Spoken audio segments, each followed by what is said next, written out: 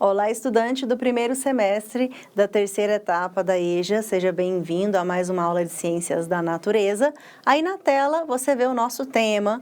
Estamos aqui estudando citologia, histologia e embriologia, nesse módulo 2, unidade 2, na nossa aula também de número 2. E aqui a gente vai adentrar literalmente na célula, tá? Então a célula é a menor unidade dos seres vivos, com formas e funções definidas, como você já aprendeu na aula anterior. É a unidade morfofisiológica da vida.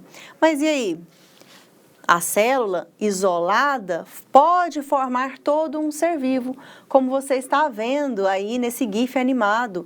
É uma imagem real de um protozoário, tá? Então é um ser unicelular. E só que existem organismos que são formados por muitas células e esses nós chamamos de pluricelulares, que é o caso de nós, seres humanos e todos os demais animais, as plantas, a maioria dos fungos são organismos formados por muitas células pluricelulares, então. Então, a célula tem todo o material necessário para realizar os processos vitais, as funções, como, por exemplo, nutrição, liberação de energia, reprodução. E o ser humano ele é formado de cerca de 10 trilhões de células. E de todas elas, a maior é o óvulo, que você pode ver aí em uma imagem para comparar com os espermatozoides, que são as células menores ao redor, todos eles aí tentando a fecundação desse óvulo. Mas, tirando aí este óvulo ou ovócito, que consegue ser observado por aqueles que têm uma visão muito aguçada, mas mesmo assim muito pequeno, né? As outras células, elas são tão pequenas que nós precisamos de aparelhos específicos para poder enxergá-las e provavelmente você já sabe, né? Precisamos aí pelo menos de um microscópio, tá bom? Então vamos aqui às estruturas e a forma que se organizam as células. Então, as células que formam o organismo de muitos dos seres vivos, elas têm uma membrana que envolve o seu núcleo e por isso elas são chamadas de células eucariotas. Então, aqui você vai ouvir, vai ler vários nomes. Célula eucariota, eucariótica, eucarionte, tudo faz referência a essa existência da carioteca, que é o envoltório do núcleo. Tá? Então, vamos achar aqui na imagem, cadê a carioteca? A carioteca é essa parte rosa aqui no centro, tá? Então, é uma representação de uma célula partida no meio e foi mantido aí um pedaço do núcleo, né? Então, esse núcleo que é formado por essa membrana, representada aqui pela cor rosa, tá? Então, essa aqui é a carioteca. E a célula eucariota, ela é constituída de membrana plasmática, que é o envoltório mais externo, o citoplasma, que é tudo isso que está aqui para dentro da membrana plasmática, e ainda tem aqui o núcleo, que é onde fica o material genético, diferentemente de um outro tipo celular, que é a célula procariota ou procarionte, tá bom? Então, tem várias nomenclaturas. O organismo procarionte tem célula procariótica. O que é isso? Essa célula, ela é primitiva, tá? Então, é isso que significa esse nome. Ela não tem uma carioteca. Vamos procurar aqui? Olha só, uma célula bacteriana é uma célula procarionte. Ela pode ter uma parede celular, ela pode ter membrana plasmática, ela tem o citoplasma, ela tem o material genético, só que não tem um núcleo armazenando esse material genético. Ela tem ribossomos, tá? Que são aqui estruturas mais simples no citoplasma. Então, ela não tem carioteca, ela não é eucarionte, ela é o quê? Procarionte. Só para lembrar, que tipos celulares são procariontes? Bactérias e arqueias. Que tipo celular? Quais são os organismos que têm o tipo celular eucarionte? Os demais, né? Plantas, protozoários, fungos e animais. Continuando, Vamos agora às estruturas, né? Falando aqui da membrana plasmática ou membrana celular. É uma película que envolve e protege a célula. E ela tem essa característica de ser permeável, mas é seletiva. É uma permeabilidade seletiva, ela regula o que entra e o que sai da célula. Aqui uma aproximação do que seria, né, esse envoltório aqui da célula. Se a gente olhar de pertinho a estrutura molecular, nós vamos ver moléculas que são chamadas de fosfolipídios.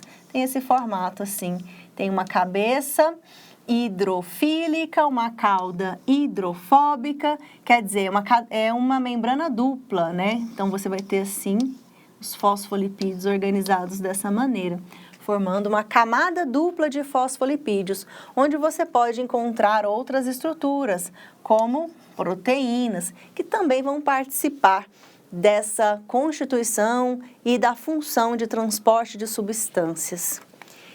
Na célula vegetal, também tem membrana celular, tá por dentro, só que por fora tem uma parede celular. Então, a membrana está aqui por dentro, delimitando o citoplasma. Isso que a gente está vendo aqui fora, com essa estrutura que parece uma parede, né, um muro, é a parede celular. A parede celular, ela é rígida e ela dá formato à célula. Ela tem também ali ela tem permeabilidade, mas ela mantém a forma da célula, não deixa a célula mudar o seu formato, diferentemente de uma célula que não tem ali parede celular. E ela é feita de celulose. A celulose a gente utiliza, por exemplo, para fazer papel. O citoplasma, que é a porção interna da célula, é o que fica entre a membrana e o núcleo. E ele é gelatinoso, meio fluido, também chamado de hialoplasma. Tem o que nele? Principalmente água, onde estão dissolvidos sais minerais, proteínas e açúcares. Então, isso aqui tudo de dentro é o citoplasma. E todas essas estruturas estão mergulhadas no citoplasma. Esse hialoplasma, né, a parte fluida, nele a gente vai ter ali várias organelas, que você já viu ali anteriormente. E aqui o desenho está especificando elas do lado de dentro e do lado de fora. Né? Como, por exemplo, a mitocôndria, olha ela aqui dentro. Um cloroplasto, olha ele aqui dentro. Tá? Por exemplo, aqui, vacúolo. Olha aqui o vacúolo, né? Então, cada organela dessa tem uma função, como, por exemplo, nutrição, respiração, armazenamento de substância, e tudo em conjunto elas são responsáveis pela manutenção da vida, como se elas fossem pequenos órgãos mesmo. Daí que vem o nome organela. Nosso corpo inteiro, nós somos pluricelulares. Nós temos aí células formando tecidos, tecidos formando órgãos. Cada órgão vai compor aí um sistema, e o sistema compõe o organismo, tá? Então, cada órgão tem uma função, por exemplo, o estômago faz a digestão. Então, tem uma organela dentro das nossas células que faz a digestão intracelular, por exemplo. Tá? Eu vou mostrar mais adiante, são os lisossomos. Continuando aqui, vamos falar das mitocôndrias. O que elas fazem de importante que você precisa saber? É nas mitocôndrias que ocorre a respiração celular, ou seja, o oxigênio que a gente absorve na respiração pulmonar vai para o sangue, do sangue circula para todos os tecidos, chega a todas as células, dentro da célula vai ser utilizada por essa organela que é a mitocôndria para a produção de energia. Os ribossomos fazem o quê? Muitas vezes a gente representa os ribossomos como os pontinhos aleatórios ali dentro do desenho que a gente faz de uma célula. Mas eles são visualizados como pequenos pontos mesmo. Mas eles são feitos de duas subunidades, uma maior e uma menor, ambas assim acopladas, e eles participam do processo de produção de proteínas. Então, sem eles, não seria possível produzir proteínas dentro das células. Como as proteínas são uma substância básica das células, todos os seres vivos são formados por proteínas, e então os ribossomos estão presentes em todos os tipos de células, tanto nas procariontes quanto nas eucariontes. Só não estão presentes lá nos vírus. Lembra? Os vírus não são formados por células. Continuando, temos o retículo endoplasmático, que é uma rede de canais, como se fossem reentrâncias ali da própria membrana celular, da própria membrana do núcleo, onde vão circular proteínas e gorduras, tá? Então, aqui está a célula toda, aqui é o núcleo. Em volta dele tem esses canais, que são os retículos, e a gente representou aqui separado, né, para você ver que está aí essa rede de canais formando os retículos endoplasmáticos. Complexo golgiense é também formado por bolsas membranosas achatadas e ali pode ser produzido açúcares, podem ser modificadas e armazenadas proteínas e outras substâncias e é o complexo golgiense que vai dar origem aos lisossomos, aquelas organelas que eu mencionei que participam da digestão dentro da célula. Por exemplo, um ser unicelular, um protozoário, que se alimenta obtendo partículas orgânicas do meio. Ele vai fagocitar essa partícula e dentro da célula, esse vacúolo de alimento vai ser fundido com os lisossomos, que vão liberar enzimas digestivas ali e essa substância ou partícula que foi ali englobada vai ser digerida e fornecer nutrientes para aquela célula.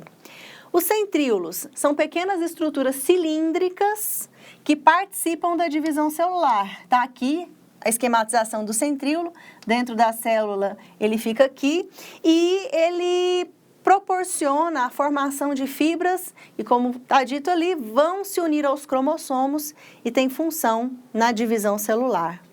Os vacúolos são vesículas que são bolsas que armazenam ou transportam enzimas e água. Podem ser grandes, como nas células vegetais. Aqui é uma célula de protozoário, novamente, mostrando essa parte mais escura, é um vacúolo. E essas partes pulsantes, tem duas bolinhas aí pulsando, né? São também vacúolos pulsáteis que têm a função de ajudar a tirar água, excesso de água que vai entrando aí dentro da célula através da membrana plasmática. Os cloroplastos são organelas presentes apenas nas células vegetais, tá? Eles são responsáveis pela fotossíntese. Aqui a célula vegetal representada como um todo e aqui um cloroplasto em detalhe para mostrar as suas estruturas. Ele também é feito de membranas e apresenta ali essas estruturas que parecem moedas empilhadas, tá? São os tilacoides e ali tem a clorofila, o pigmento verde, que é responsável pela fotossíntese. Então, para a gente fechar, falta falar do núcleo, que é a parte de comando central de todas as atividades celulares. Está ali no centro da célula, ele é envolvido por uma membrana que é a carioteca, que é o que define, né, a classificação de eucarionte ou procarionte, que no caso a representação de uma célula eucarionte, que poderia ser uma célula animal, que contém ali o núcleo. E é no interior do núcleo que nós vamos encontrar um material genético. Esse material genético vai compor os cromossomos. Tá? Então, olha só, a célula, o núcleo. Dentro do núcleo, a gente acha os cromossomos. E os cromossomos são feitos de quê? De DNA. DNA é o material genético dos seres vivos. Então, pessoal, adentramos aí nas estruturas celulares, identificamos a função das organelas mais importantes. Numa próxima aula, a gente aprofunda um pouquinho mais e vamos ver aí as especificidades sobre esse DNA, sobre esse núcleo. Até uma próxima e tchau, tchau!